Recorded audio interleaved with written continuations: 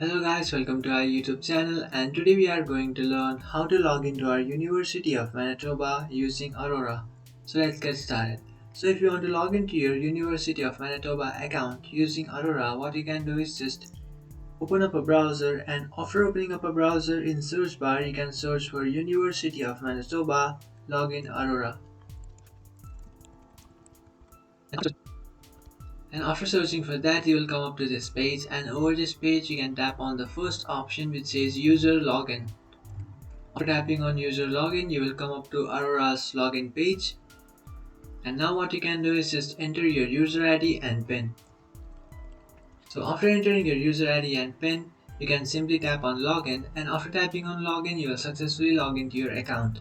But if you have forgotten your PIN, what you can do is just reset or recover your PIN by tapping on forgot PIN.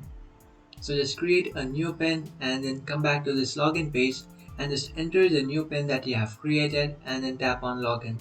And after tapping on login, you will successfully log into your University of Manitoba using Aurora. So that's it guys, this is how to log into your University of Manitoba account using Aurora. If you find this video helpful, don't forget to like and subscribe to our channel. If you have any doubts, feel free to comment below. Thanks for watching.